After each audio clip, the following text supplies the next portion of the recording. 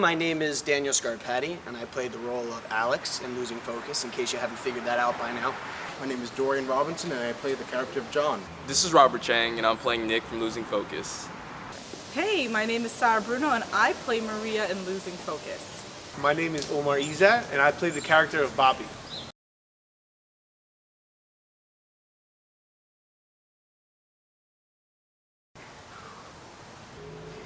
The weirdest, The weirdest? Wait, okay.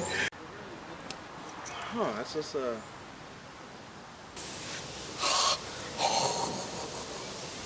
Wow, that was the most disgusting noise that I could make on camera for the public. Oh my god. Alright, who is the weirdest?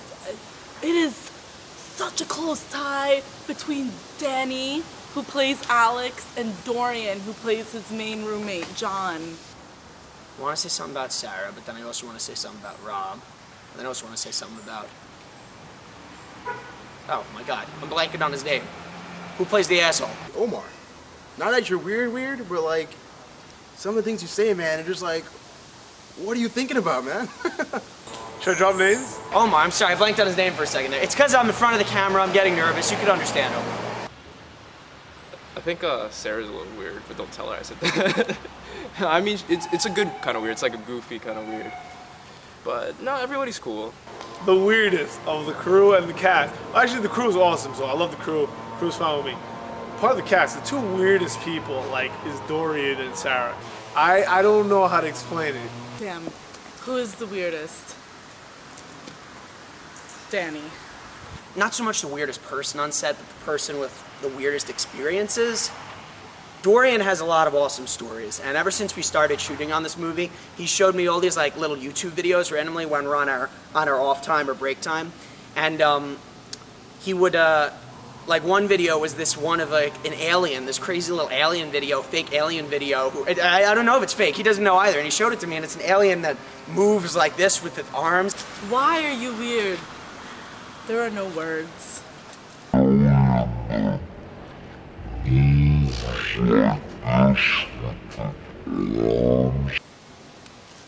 Yeah, man, it's just you were born that way. That's why you're freaking weird and out of your mind, and me hanging out with you, I totally inherit that weirdness.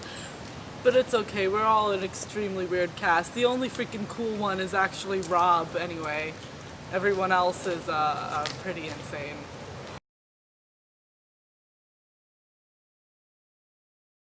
The long answer to the question, the hardest day, what was the hardest day of filming, would be the first day. Because the first day, I remember, I'm never going to forget this. I lived down near Howard Beach, and then I had to come to Middle Village, Glendale, where we were shooting. So I drove straight up from Howard Beach to Middle Village, Glendale area, and I did not hit a single red light on the way there. Every light I passed was green, and I'm never going to forget this because I mean it when I say this. I thought that there was this was a sign. It was destiny. It was supposed to be this way. That was the way it was supposed to be, and I said, this never happened before. This is going to be a damn good day. And it was. It was a really good day. I think the hardest part was maybe scheduling. You know, scheduling is always hard when you don't have a budget and you can't really lock your cast down. Yeah, scheduling is always a problem. You know, getting everybody to come on set on time. You know, I'm usually early, but it's okay. Not really. I guess it was the day where we were all in Sarah's basement, and I just could not get that line right. None of us get a line. we all knew our lines, but like we were all so stressed out.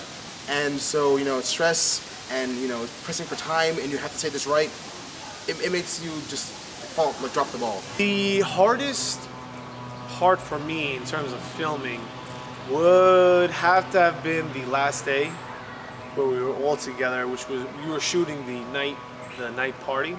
That was the toughest, just in terms of lighting was such a struggle, and we really had to try to get things to work. You know, I used my car to try to give some light. I don't know if it worked or if it didn't, but that definitely had to be the hardest, you know, because it wasn't like the acting, it was more of the environment in a sense. So really tough, but I think we pulled it out and knocked it out of the park.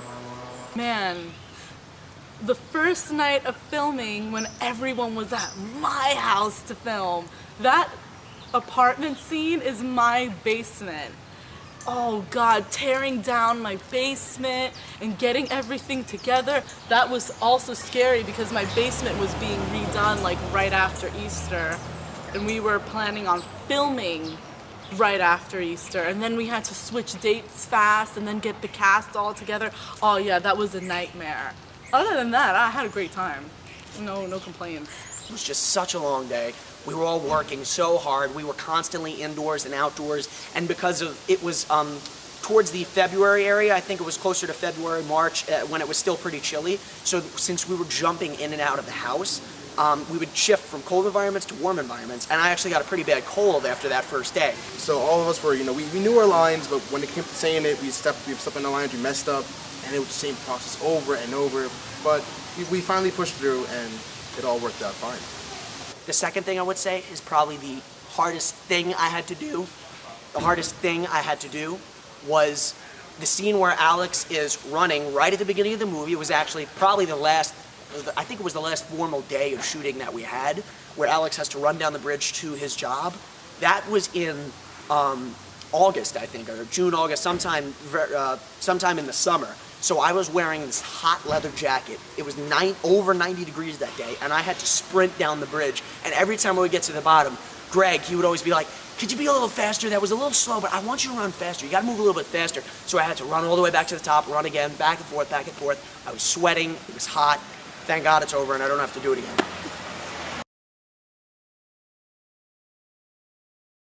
again. Another title. I don't think it would be another title for the film. It would probably be another title for like the sequel, which would be Bobby's Revenge.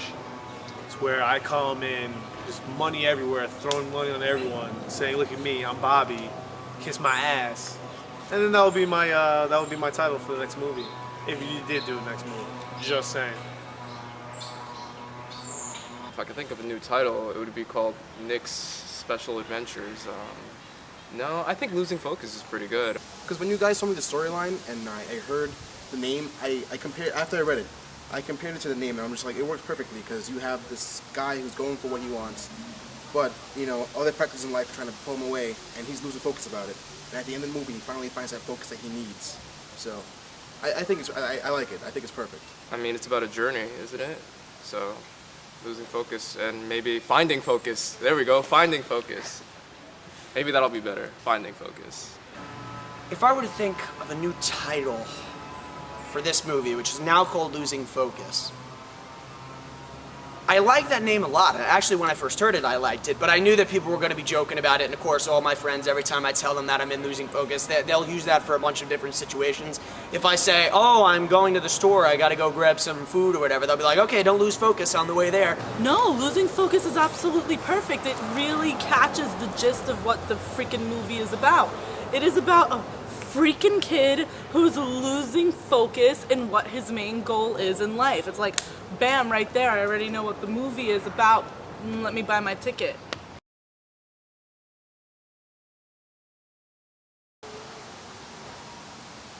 My biggest hope for this movie is that, well, I mean, what does any actor, what does any filmmaker hope for? That people watch it and people connect with it. I mean, I want people to watch it and like it. I mean, even if you don't like it, you could like it, dislike it, you could hate it, you could love it, frame it on your wall, do whatever you want, but I want people to see it, and I want people to know that we care about this stuff. I mean, a lot of people just think not much goes into film, or people don't know what goes into film, or filmmaking in general, movie making, whatever you want to call it. It's a process. I mean, this has been going on for a solid year now that we've all been involved in this, so it took a year to just rework the script, shoot the entire thing, edit everything, get all the music, get all the licensing for, renting places and stuff. A lot went into this, and you could see that, good or not, you judge how good the movie is. We all put our hearts, our skin, our sweat, everything we have, we put into this movie. Every single person on this set, and I hope you guys see that. And that's what I want. It doesn't have to win any awards. It doesn't have to go to Hollywood. It would be nice. Who knows? But that's not what I want. I just want people to see it and connect with us and know that we care. And I hope you guys really enjoy it. That's my goal. My hopes for this movie is that everyone really enjoys it and appreciates it, it tells a story of, I believe, something that all of the actors are going through right now, you know, with the whole money, job, but following your passion. So this is a great story that I hope everyone really likes it. To be honest with you and upfront with you, my words can't express how seriously grateful I am that either you're watching this in the theaters, you know, some rental auditorium, either you're watching this on the DVD, either you're watching this on the web, however you're seeing it. Thank you for watching it. Thank you for taking the time to invest in us and invest in this project. Not monetarily, just with your time. And if you donated, that's even better. Really, thank you guys especially, because without you, this really wouldn't have been possible, or it would have been possible, we just would have had to pay for everything. So I really mean that. Thank you very much for your time. It means a lot to me as an actor and a filmmaker that you guys watch this and you guys care for it. I appreciate it. And now, I've got Omar coming up behind the camera doing some very provocative movements with his hands, so I'm gonna smile and just wave it off, and I'm gonna do what Omar's doing, just so you all know. This is what's going on behind the camera, just so everybody knows. That's what's happening. That's it. That's it.